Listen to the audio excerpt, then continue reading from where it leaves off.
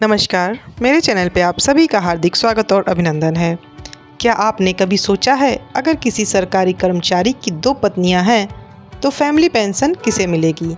या फिर अगर पत्नी नहीं है तो रिटायरमेंट के बाद उसका पैसा कौन लेगा? ऐसे मामलों में क्या कहता है सरकारी नियम और पेंशन विभाग की गाइडलाइन? आज के इस वीडियो में हम आपको बताने जा रहे हैं फैमिली पेंशन से जुड़ी हुई सारी सच्चाई जो हर कर्मचारी और उसके परिवार को पता होनी चाहिए। तो वीडियो को पूरा ज़रूर देखिए ताकि बाद में कोई भ्रम या नुकसान ना हो। और वीडियो में आगे बढ़ने से पहले चैनल को लाइक, शेयर एंड सब्सक्राइब करना बिल्कुल भी ना भूलें। कई बार कर्मचारी नॉमिनी बदलना भूल जाते हैं, जिससे बाद में परिवार को दिक्कतें झेलनी पड़ती हैं। फैमिली पेंशन का लाभ सही व्यक्ति तक पहुँचे, इसके लिए यह ज़रूरी है कि कर्मचारी समय समय पर अपने नॉमिनी की जानकारी अपडेट करता रहे। रिटायरमेंट के बाद हर कोई चाहता है कि उसके परिवार को किसी तरह की आर्थिक दिक्कत ना हो। इसके लिए पेंशन सबसे बड़ा सहारा बनती है। नौकरी के दौरान जितनी मेहनत की जाती है उसका सुकून भरा पल रिटायरमेंट के वक्त पेंशन के रूप में मिलता है। लेकिन क्या कभी आपने सोचा है कि अगर आपकी मृत्यु के बाद आपकी पत्नी या परिवार को पेंशन कौन देगा? और अगर 2 पत्नियां हों तो किसे मिलेगा पेंशन का लाभ? या फिर अगर पत्नी ही नहीं है तो आपकी पेंशन किसके नाम जाएगी? ये सवाल जितने आम हैं उनके जवाब उतने ही ज़रूरी हैं। आइए जानते हैं फैमिली पेंशन से जुड़े वो ज़रूरी नियम जो हर नौकरी पेशा इंसान को पता होना चाहिए। फैमिली पेंशन एक ऐसी सुविधा है जो कर्मचारी की मृत्यु के बाद उसके परिवार को आर्थिक सुरक्षा देती है।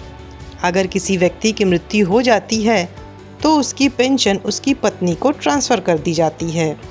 यह तभी संभव होता है जब पति ने अपनी पत्नी को नॉमिनी बनाया हो। सरकारी नियमों के मुताबिक अगर पति की मृत्यु 60 साल की उम्र के बाद होती है तो पत्नी को उसकी आधी पेंशन दी जाती है।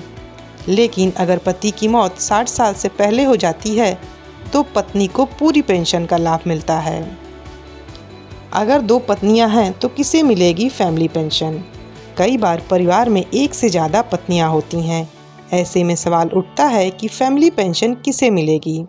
सरकारी नियम साफ कहते हैं कि फैमिली पेंशन का अधिकार सिर्फ उसी पत्नी को मिलेगा जिसकी शादी कानूनी रूप से वैध है और जिसका नाम आधिकारिक रिकॉर्ड में नॉमिनी के तौर पर दर्ज है। यानी यदि पहली पत्नी जीवित है और वही कानूनी पत्नी है तो पेंशन का हक उसी को मिलेगा। अगर पहली पत्नी का निधन हो गया है तो दूसरी पत्नी को पेंशन मिल सकती है, लेकिन तभी जब शादी कानूनी तौर पर वैध हो और उसका नाम नॉमिनी लिस्ट में शामिल हो। अगर पत्नी नहीं है तो कौन लेगा पेंशन का पैसा? अगर किसी पेंशनर की पत्नी नहीं है तो उसकी फैमिली पेंशन उसके बच्चों को दी जाती है। EPFO के नियम के अनुसार बच्चों की उम्र 25 साल से कम होनी चाहिए ताकि वे पेंशन के पात्र हों। अगर 2 बच्चे हैं तो दोनों को पेंशन बराबर यानी आधी दी जाती है। वहीं अगर किसी बच्चे को शारीरिक या मानसिक रूप से कोई समस्या है और वह खुद को जीवन यापन नहीं कर सकता तो उसे पूरी ज़िंदगी तक 75% पेंशन दी जाती है। यानी ऐसे बच्चे को पेंशन आजीवन मिलती रहती है। फैमिली पेंशन का लाभ सही व्यक्ति तक पहुँचे, इसके लिए यह ज़रूरी है कि कर्मचारी समय समय पर अपने नॉमिनी की जानकारी अपडेट करता रहे। कई बार कर्मचारी नॉमिनी बदलना भूल जाते हैं, जिसके बाद में परिवार को दिक्कतें झेलनी पड़ती हैं।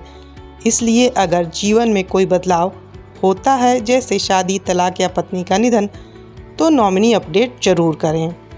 रिटायरमेंट प्लानिंग सिर्फ अपने लिए नहीं बल्कि अपने परिवार के भविष्य की सुरक्षा के लिए भी होती है। फैमिली पेंशन का सही फ़ायदा तभी मिलता है जब आप सही जानकारी के साथ ज़रूरी कदम समय पर उठा रहे हों। वीडियो पसंद आए तो प्लीज़ वीडियो को लाइक ज़रूर करें। इसे ज़्यादा से ज़्यादा लोगों तक शेयर करें ताकि वो भी इस जानकारी से अवगत हो सकें। अगर आप मेरे चैनल पर पहली बार आए हैं तो चैनल को सब्सक्राइब कर लें ताकि इस तरह की बेहतरीन जानकारी समय से आप तक पहुंचती रहे। अगर आपका कोई सुझाव है तो आप हमें कमेंट बॉक्स में कमेंट करके हमारे साथ शेयर कर सकते हैं। Thank you. Best of luck.